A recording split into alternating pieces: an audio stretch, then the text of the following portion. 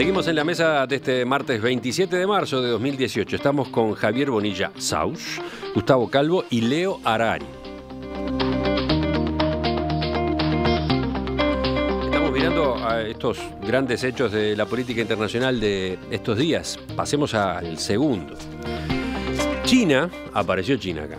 China instó ayer a los miembros de la Organización Mundial del Comercio a unirse para impedir que Estados Unidos estropee a esa institución.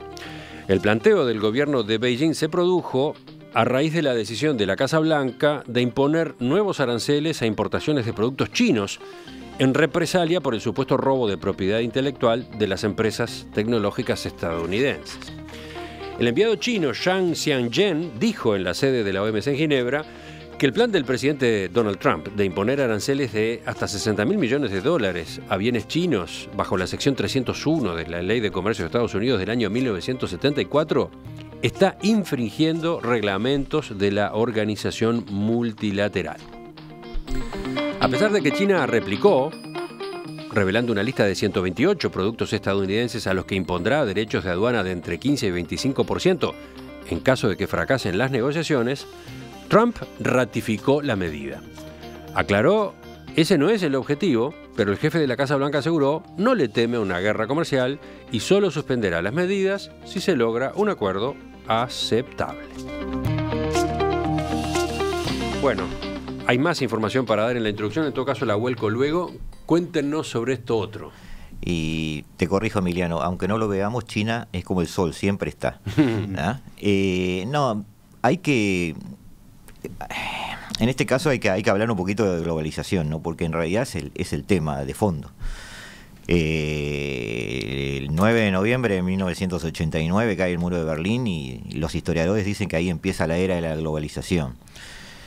Se supone que de alguna manera las potencias económicas fogonearon esa globalización pensando en una diversificación de mercados, en instalar sus plantas en países emergentes, en de alguna manera acceder a mercados más grandes.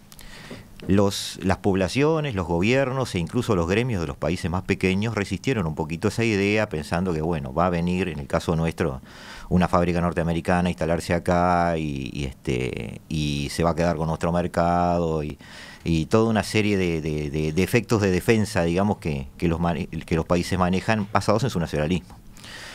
La verdad de la globalización es que fue una especie de caballo de Troya para la economía norteamericana, ¿no? Lo que lograron es que esas fábricas que se instalaron en países emergentes terminaron copiando tecnologías, terminaron fabricando ellos sus propios productos y de alguna manera Estados Unidos se fue quedando con las juntas directivas de las compañías y sin la mano de obra que hacía esos productos. Es decir, se generó en Estados Unidos, y ahora voy a otro noviembre, el 8 de noviembre del 2016, un desempleo que orillaba el 5%, una inflación que estaba en el 2% creciendo, del 2.8 se pasó a un aumento de PBI por año de 1.8, bajó un punto, cosa que para los norteamericanos es importante, y Trump surge como reflejo de eso, es decir, hay un desencanto por la globalización, nos expandimos, ocupamos lugares en territorios comerciales que no eran nuestros, pero los norteamericanos que antes fabricaban cosas hoy están sin trabajo. Esa pequeña anécdota refleja un poco el perfil del votante Trump, digamos, pero también refleja, es una especie de punta de iceberg, que refleja una forma de pensar antiglobalización, que se fue extendiendo, porque problemas económicos similares, quizás por otras causas, se fueron dando en otros países europeos. Quizás por otras causas, no lo sabemos porque hay que evaluarlo un poco mejor y los economistas obviamente lo van a hacer mejor que nosotros. Pero de alguna manera el nacionalismo fue abriéndose paso y los mecanismos de defensa comercial empezaron a surgir. Entonces, esto que pasó la semana pasada no es más que el final de un primer capítulo de una historia que va para largo. Empiezan a generarse medidas de tipo arancelario para proteger de alguna manera los mercados. Las incógnitas son varias. Primero, ¿esas medidas tienen realmente efectos? Segundo, aquellos países contra quien yo ejerzo las medidas, ¿tienen poder de reacción y la reacción puede dañarme? Tercero, mis medidas, aunque surtan efecto, ¿no van a tener un costo social o económico? Bueno, las aristas son varias, me parece. ¿Quién sigue ahora? ¿Quién toma la posta? Sí, algunas cosas estamos de acuerdo, en otras no tanto. Es decir, yo creo que teóricamente ya está más que muy recorrida en la bibliografía económica, digamos que el libre comercio es un promotor del desarrollo, no hay vuelta de ojo. Eso no quiere decir que en determinadas ramas, determinadas circunstancias, en determinados momentos, la apertura de un mercado a otra economía que te entra a costos mucho más baratos no sea un problema político serio. Eso sin duda. Pero como principio, y yo creo que quiero dejarlo por lo menos yo claro, es decir, no solo el libre comercio hay que defenderlo. Por el libre comercio no tengo nada que vender, yo claro, pero hay que defenderlo. Porque el libre comercio es la libre circulación de las ideas, tiene que ver con la libertad, tiene que ver con la igualdad, tiene que ver con las luces, tiene que ver con la civilización de la cual venimos. Entonces, eso no quiere decir que vamos a abrir todo, eso ya es una... Y hay un relato que viene mucho de los economistas, en donde, digamos, el libre comercio de por sí genera mágicamente riqueza. No es así, pero el camino es el libre comercio, ¿verdad? Sin duda. Ahora, en el caso de Marras, ¿verdad? Sí. Es decir, todos sabemos que la China, cuando juega en el mercado internacional, no juega exactamente con las mejores armas, con los modelos más limpios, ni con los procedimientos más elegantes. Se proclama una embanderada del libre mercado. Sí, pero cuando juega por abajo de la mesa, entonces desaparecen las licencias, la misma licencia aparece con otro... O sea, hay una problemática en la práctica del libre comercio que se está confundiendo con la discusión de fondo del libre comercio. Entonces yo creo que sobre todo el electorado de Trump, porque Trump yo realmente no me animo a decir lo que piensa porque no entiendo mucho, ¿no? Y él tampoco. Ese es el problema. Hoy se anima a decir lo que piensa, pero nunca sabe lo que... Pero entonces, el electorado de Trump, claro, es decir, el trabajador del centro de Estados Unidos que trabajaba en el acero, un acero que costaba 5 veces más que el acero brasileño, que el acero chino, está de mal humor, perfecto. Ahora, el asunto no es hacer como hace a veces, y ahora quiero dar un último ejemplo y me callo, con la Unión Europea, el asunto no es volver a hacer el acero 5 veces más caro, porque esa no es la solución para seguir avanzando. Digo, Europa. Es decir, ¿cuánto vale un kilo de carne francés? 6 veces más que un kilo de carne uruguayo. Y sin embargo, la Unión Europea sigue aferrada a la PAC. ¿Me explico? En un mecanismo en el fondo, de proteccionismo. Claro, proteccionismo elegante, bien hecho, con subsidio, ¿verdad? Sin trampas. En cambio, a los chinos se les acusa, y creo que en muchos casos con razón, de jugarla de alguna manera, de ensuciar el partido, ¿verdad? Entonces yo creo que y termino acá, creo que el libre comercio es fundamental, no por el libre comercio solo, sino que es un elemento de un modelo, que es un modelo sobre todo político, en el cual yo estoy jugado con él, pero eso no quiere decir que todos los libres comercios sean justos ni sean defendibles, ¿eh? Eso es una cosa distinta. Una linda discusión esa, porque yo estoy de acuerdo contigo que es sobre todo un modelo político. No estoy jugado con él, estuve más bien en una época jugado en contra. Pero el asunto, como decía el Pacino, las cosas no son lo que parecen. Una cosa es el discurso que se ha usado para movilizar las masas electorales de una manera bastante inescrupulosa y que se basa en la desconformidad de grandes masas que han sido afectadas por la globalización y que ponen en su cabeza como líderes los tipos que saben llevar eso adelante, y los tenemos y tienen nombre, puede ser Putin o puede ser Trump, etc. Otra cosa es el fenómeno de base de todo eso, que es el desarrollo de las fuerzas productivas. ¿Hacia dónde está yendo el mundo? El modelo económico del mundo. El modelo económico del mundo que teníamos después de la guerra era el que querían imponer los que triunfaron y ganaron con la guerra, que fue sobre todo Estados Unidos y sus aliados. Ese lleva a la acumulación de capital, todo el mundo sabe, es la manera en que funciona el sistema capitalista, y estamos en una etapa en que el capital que manda es el capital financiero. Después las fabriquitas que vayan a los lugares pobres donde se le paga pocos salarios, y eso es lo de menos. Lo importante es que haya una concentración de capital capaz de crear ese evento. Eso en Estados Unidos llegó a su expresión máxima. Y hoy en día las empresas americanas pueden estar en cualquier parte del mundo, pero el dinero está en Wall Street, en los bancos americanos. Trump representa esta banda inescrupulosa de bandidos que están en Wall Street, todos los cuales han infligido la misma ley norteamericana que ellos mismos han hecho aprobar para tratar de jorobar a su propio contendor. Y tenemos Goldman Sachs gobernando la mitad del gabinete de Trump. Y los otros eran los militares que se los están sacando encima para poner ideólogos. Pero estamos frente a una ofensiva de capital financiero americano de ser hegemónico, reventando a todos los demás. Eso es America First. Es el capital americano por encima de los otros capitales. Y, por supuesto, eso significa también capital europeo porque están todos mezclados. Los que defienden el libre comercio ahora son los chinos, que les importaba un rábano eso hace 3 décadas, y que se están aprovechando de eso por una cosa que tú decías bien, es que estamos frente a un sistema global de mercado. No es el libre comercio, es el hecho de que los mercados se van consolidando, globalizando, y por lo tanto uno puede ir y vender aquí o en Brasil o en Pekín, y ellos pueden hacer lo mismo. En esa globalización le conviene más a China, que está en una etapa de desarrollo, donde no tiene un sistema financiero tan fuerte, pero sí tiene un sistema industrial y tecnológico fuerte, está en el momento ideal para defender ese modelo, que era el modelo de hace 20 años del Occidente. Estamos en una lucha entre el capital financiero, liderado por un, dejo de lado el adjetivo calificativo peyorativo que iba a usar, un señor, pero que en realidad es una marioneta del sistema. El gabinete de Trump es la plutocracia pura y dura, y los pocos militares que estaban ahí, que representaban la institucionalidad, se los está sacando de encima para poner tipos cada vez más zapallos. Es el dinero puro y duro contra una globalización que no nos olvidemos que nació acá la Organización Mundial de Comercio, la reunión de la Ronda Uruguay, el GATT. Sí. Es decir, que trataba de poner reglas de juego para que ese mercado no tuviera solo la mano invisible, que es una mano incapaz de hacer justicia, lo único que hace es regular oferta y demanda, por una sociedad que pudiera compensar los desequilibrios. A estos ya no les importa nada, lo único que les importa es tener mucha más plata de la que son capaces de gastar. Es la última expresión del capital financiero con la cara y la peluca del señor Trump. Bueno, hay algunas puntas ahí.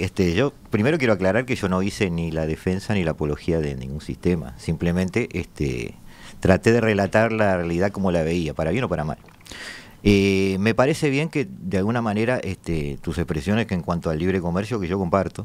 Las expresiones de Javier. Sí, de Javier, que yo comparto, pero yo hago una diferencia. El espíritu con que tú defendiste el libre comercio, que quizás es el espíritu con que tenemos que defendernos nosotros o los ciudadanos en general o economistas, no es el mismo espíritu con que lo defienden los gobernantes. Los gobernantes defienden el libre comercio cuando les sirve. Cuando no les sirve no lo defienden. De ningún país, ni de Estados Unidos, ni de Francia, ni de Rusia, ni de China. Como bien dijo Leo, a Xi Jinping ahora le conviene ser un defensor del libre comercio, y por eso lo hace, porque puede sacar rédito de eso. Entonces, esa diferenciación a veces hay que tener un poco presente, porque después empezamos a permear los discursos y claro, no siempre se dice lo que realmente se está pensando. Referente al tema de Trump, me gustaría hacer a veces es un poco fácil pegar a Trump, y cuando hay que pegarle, créanme que yo le pego, créanme. Pero de alguna manera hay que diferenciar algunos temas. Siempre se discute si un líder responde a una generación o a un grupo de gente, o él convenció a una generación o un grupo de gente de una idea. Un ejemplo en nuestra historia, por ejemplo, es José Valle de Ordóñez. Se piensa que si Valle fue el gran impulsor de algunas ideas, o fue el referente de una generación que pensaba de esa manera. Por ejemplo, en el caso de Trump hay una mezcla de cosas, es decir, no se puede negar, Leo, que hay una franja de población norteamericana que piensa así. No todas estas ideas se les ocurrieron, no todos los fanatismos se le ocurrieron a Trump. Él también tuvo asesores de imagen, también tuvo asesores que le dijeron: estos millones de personas están pensando de esta manera. Este discurso tenemos que tenerlo. Eso sucede. Eso sucede también. Él dice lo que hay que decir. Claro, a él no se le ocurre todas las malas, se le ocurren a él. Él también refleja la forma de pensar de mucha gente. Sí es cierto que, como se maneja hoy la política a nivel mundial, sí es cierto que sí su equipo convence a las masas de que la solución para ese problema es ese, que ellos piensan. Es decir, subir aranceles, ir a la guerra económica, etcétera, etcétera. Entonces hay una mezcla de cosas, ¿no? De alguna manera, volviendo a la convocatoria inicial sobre el tema de estas propuestas, Trump está haciendo lo que hizo con Corea del Norte y los misiles, es decir, él está tirando algo arriba de la mesa y nos sentamos a negociar. Hoy de mañana el secretario de Comercio dijo que ya están hablando con China por los 3 ítems que manejó Trump, es decir, el tema de los automóviles, los semiconductores y que empresas norteamericanas se puedan instalar en China. Ya lo están negociando. Entonces, ya se desactivó el tema. ¿Por qué? Por eso. Es decir, Trump negocia así. Te tiro un balazo y después nos sentamos a hablar para que sepas que la pistola está cargada. Entonces, de alguna manera, no es deseable manejarse así, pero lamentablemente estamos viendo que eso se está repitiendo en varios ámbitos y este gobierno se maneja de esa manera. Lo mismo sucede con Europa. Es decir, ve que tiene 800.000 millones de dólares de déficit comercial con Europa y bueno, señores, le voy a subir los aranceles a tal y cual producto. Europa responde, bueno, no sé, no me acuerdo, Levis y alguna otra cosa. Claro, eso se va a arreglar. Todo se va a arreglar, ¿tá? Porque a los 5 minutos levantan el teléfono y le dicen, bueno, no te dejo entrar los autos. Entonces, así estamos. ¿Ah? Pero claro, al final termina una mesa de negociación donde se termina arreglando eso, pero según determinadas condiciones. Pero entonces, a ver, negociando con balas que yo ya tiré. Pero entonces tu pronóstico es que guerra comercial no va a haber, porque no. ese es uno de los temores, ¿no? ¿A dónde va el mundo?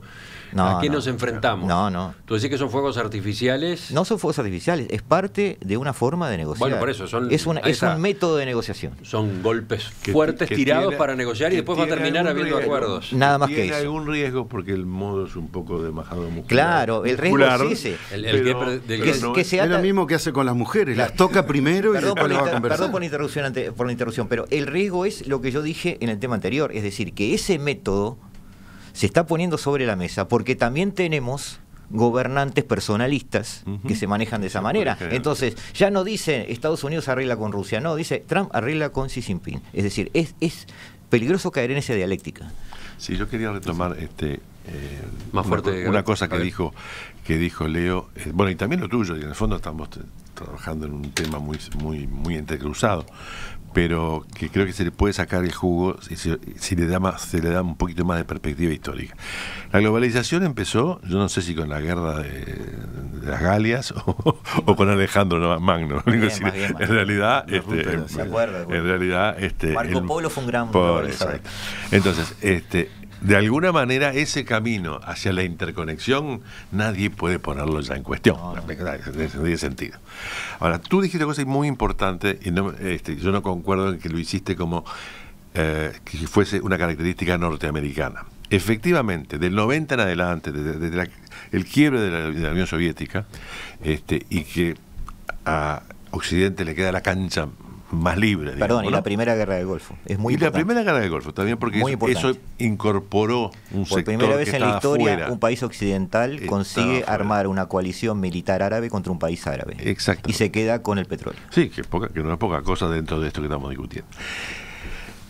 Entonces yo creo que efectivamente lo que tú señalabas, más que ser un fenómeno norteamericano, es un fenómeno absolutamente global. Todos eso que tú llamaste capital financiero en el viejo lenguaje que venía de la economía, es capital financiero.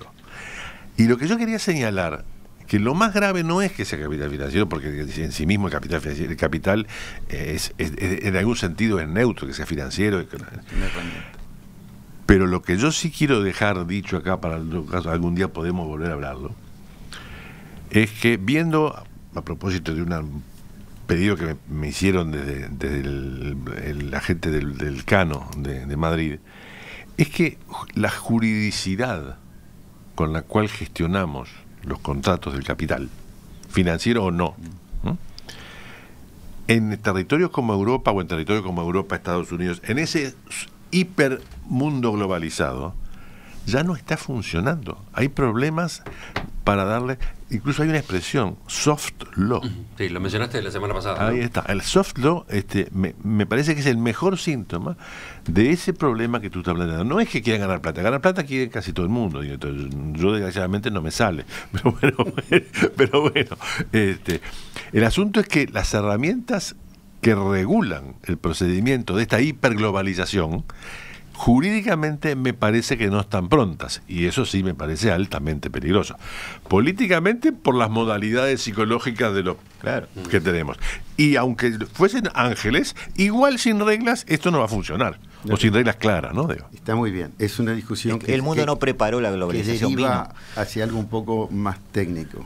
Pero básicamente, no importa cómo lo llamemos, capital financiero, no, lo que sí importa es que la mecánica el funcionamiento propio del modo de producción, usando viejos términos, es la necesaria acumulación.